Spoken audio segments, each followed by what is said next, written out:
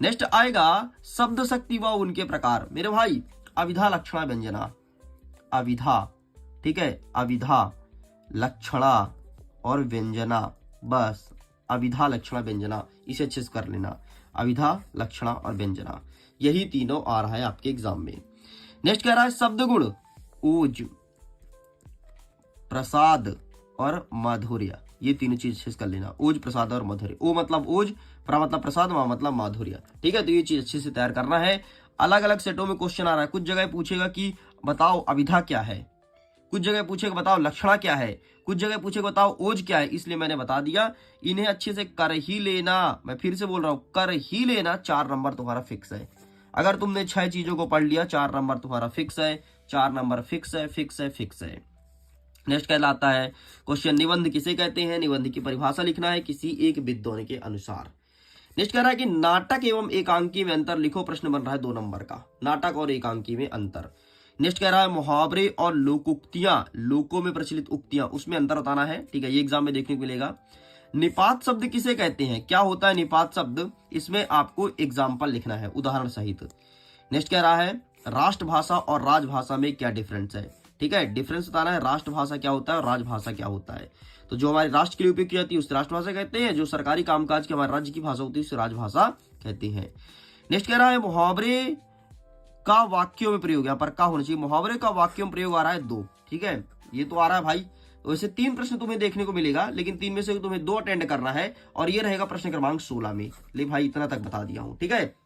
अब मुहावरे कौन कौन सा आ रहा है, अलग अलग सेटों का आ रहा है यार, अब मैं कितना लिखता बताओ ना, मतलब 4 दूनी 4 3 12 मुहावरे पूछ रहा है अलग अलग सेटों में, तो 12 का 12 में लिखता तो फिर क्या मतलब है ना, इसलिए बता दिया हूं। जैसे एग्जाम्पल बता देता हूं, जैसे 9 2 11 होना, ठीक है, ये वाला बनेगा।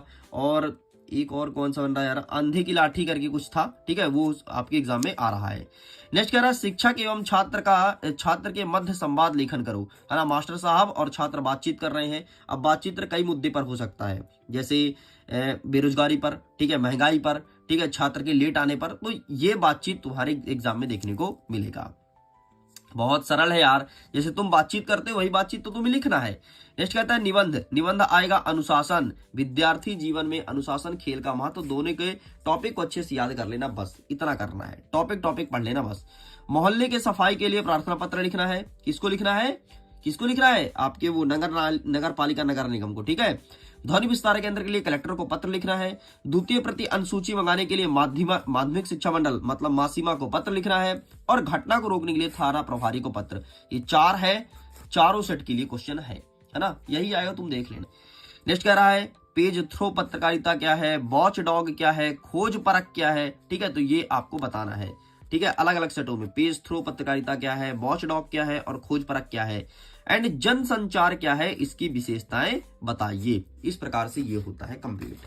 बस कुछ क्वेश्चन आंसर और बचे हैं, तुम्हारा ग्रामर पूरा खत्म, ठीक है। अब क्वेश्चन आंसर देख लो।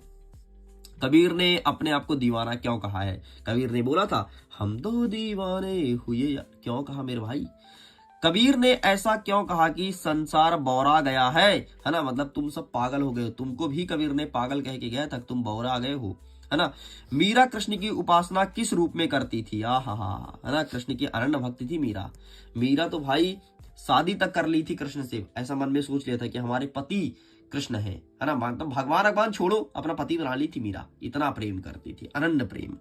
नेक्स्ट कहता है बंसीधर के पिता, अच्छा फिर दूसरी शादी भी नहीं की थी, ये मत बोल, अच्छा सर कृष्ण से तो चलो बोल दी ठीक है, लेकिन कहीं और शादी की होगी ना, नहीं की थी रे।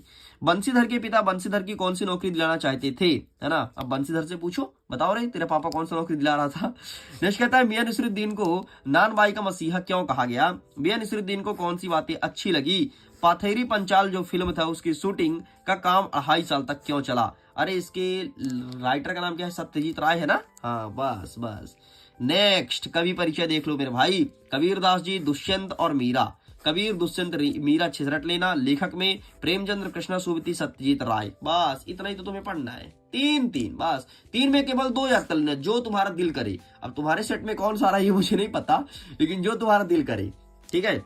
अगर मुझे ये पता चल जाए ना कि तुम्हारे पास सेट नंबर ए आ रहा है, तो फिर देखना मैं बताऊंगा क्या पढ़ना है, फिर तुम पढ़ के जाना। नेक्स्ट कह रहा है कि लता के गायन की विशेषताएं लिखो। लता क्या गाती है ना, मतलब लता के गाना का कैसा ध्वनि था ये बताना है। शास्त्रीय संगीत और चित्रपट संगीत में अंतर, और अंतिम में रेजनी पानी किसे कहते हैं, है ना। ये उधर का पंजाब का भाषा है रेणजी पानी, है ना, तो ऐसे बोलते हैं वो लोग पंजाब।